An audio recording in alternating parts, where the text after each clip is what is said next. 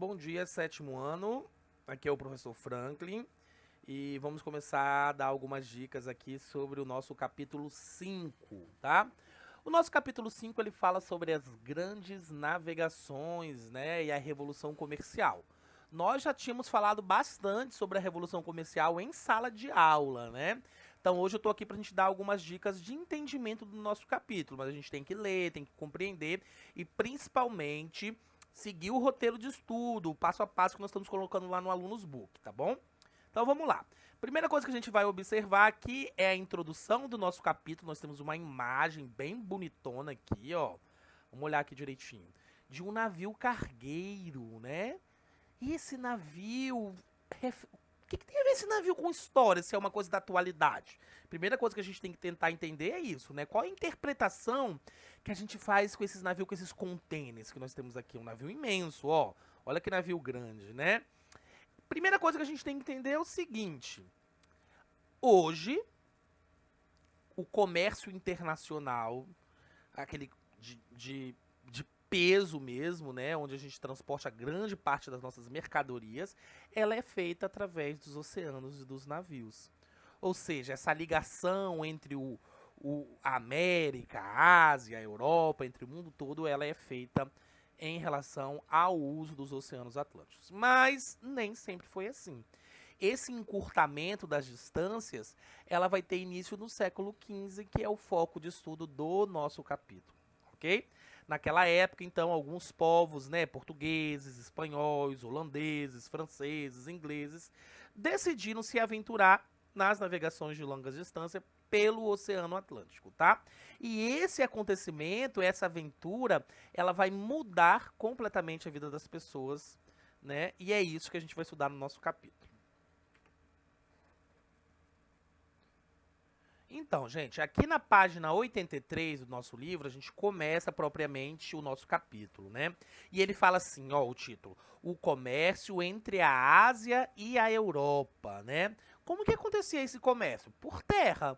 Se a gente observar bem essa questão da ligação, nós temos aqui, ó, a ligação que acontece entre a Ásia e a Europa, ok? Só que antigamente, normalmente essas ligações elas eram feitas e elas eram controladas pelos italianos e pelos árabes, porque era uma região ali nesse estreito que a gente conhece ali, na região de Constantinopla, né?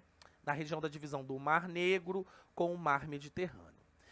Quais eram os produtos que eram transportados aí? Joias, perfumes, tecidos, diferentes tipos de temperos que vão ficar conhecidos como as especiarias, como a pimenta, a noz moscada, né? E eles acabavam organizando e comercializando muito esses produtos.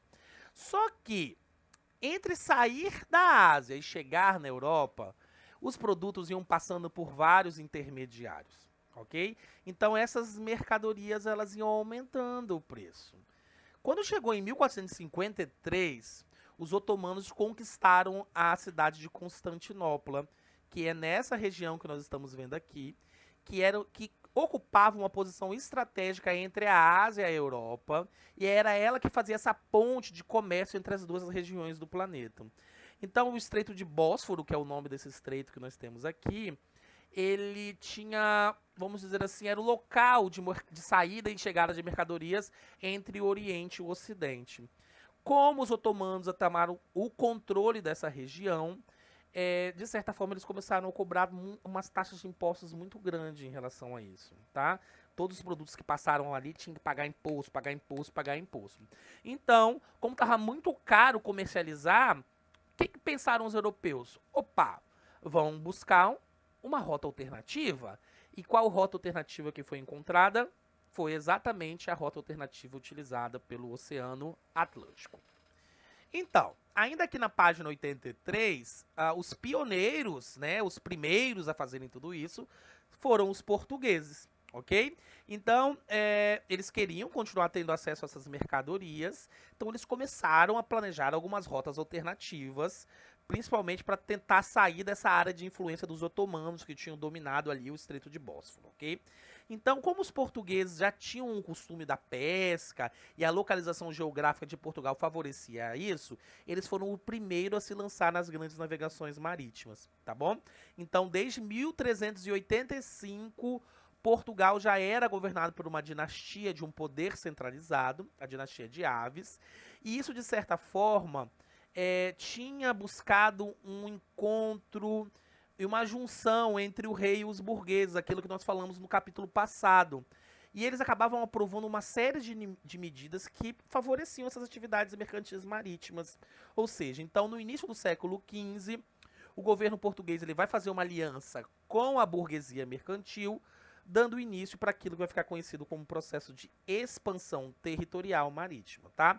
O primeiro alvo dos portugueses foi a cidade de Ceuta, no norte da África, e a partir dali eles foram se expandindo até chegar na região das Índias, que se encontra no sul da Ásia, tá bom? Vamos ver um pouquinho mais sobre isso então. Gente, olha só, aqui na página 84 é muito importante que vocês leiam esse Para Ir Além aqui, que fala sobre o mar tenebroso. Porque conta aqui nesse trecho um pouco a história do que as pessoas pensavam, como que elas sentiam, né, em relação ao Oceano Atlântico naquele período, tá bom? Então não deixem de ler essa região aqui, essa área aqui do Para Ir Além, porque ela é muito importante para o entendimento da visão que a sociedade tinha em relação ao mar naquele período, tá bom? Então é muito importante que a gente leia sobre isso. E aí, querendo ou não, essas navegações que começaram lá com a conquista de Ceuta, elas foram crescendo e os portugueses foram dominando principalmente o litoral do continente africano, ok? E aí essas embarcações tiveram também que ser progredidas tecnologicamente.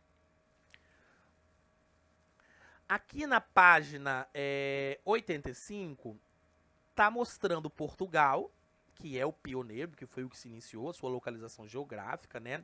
Aqui nessa parte pequenininha aqui, ó, nós temos a cidade de Ceuta, que foi a primeira conquista dos portugueses, tá vendo? Foi o primeiro momento. E depois, pouco a pouco, eles foram passando por toda essa região do litoral do continente africano, conquistando ali e estabelecendo acordos comerciais ao longo do litoral, formando feitorias, formando cidades onde que eles pudessem, de certa forma, e tendo apoio para atravessar todo o Oceano Atlântico, principalmente através da costa africana, porque naquela época eles não conseguiam fazer isso, tá bom?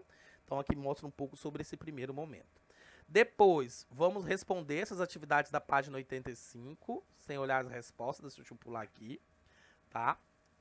Na página 86, quando nós estivermos lendo aqui, nós vamos falar um pouco sobre a questão sobre o Cabo da Boa Esperança, que era um local onde era difícil a travessia desse local, porque era um local cheio de pedras, né? E, querendo ou não, foi um local que ele trazia... Durante muito tempo eles não conseguiam, né, atravessar esse local, porque quando eles iam, como era um local de difícil navegação, as embarcações naufragavam muito, né? E é lógico, né? Se o comércio começou a dar certo, se o comércio começou a dar dinheiro, começou a surgir uma tecnologia que favorecesse esse comércio. É por isso que aqui ainda na página 86, nós vamos ver o desenvolvimento de tecnologias náuticas, né? Que tecnologias foram essas? Bússolas, astrolabos, a formação própria da tripulação. Surge em Portugal a escola de Sagres, tudo isso vai começar a surgir aqui nesse momento, tá bom? Então, vamos dar uma leitura aqui para falar sobre essas novas tecnologias. E aí, na página 87, propriamente dito, extremamente importante que a gente faça a leitura da página 87, ela vai falar sobre a estrutura mesmo da tecnologia náutica, vai mostrar o que era uma caravela do século XV, como que ela funcionava, como ela se estruturava, tá bom? Façam a leitura, respondam a atividade. Na nossa próxima aula eu vou fazer mais um videozinho dando umas dicas, a gente vai fazendo as nossas atividades e depois no Zoom, lá no encontro que nós vamos ter, a gente tiver alguma dúvida, mas é importante que primeiro a gente faça a leitura, faça as atividades, anote as dúvidas que vocês tenham, que depois no nosso encontro ao vivo a gente tira e a gente consegue sanar essas dúvidas, tá bom? Um abraço, um beijo, até logo.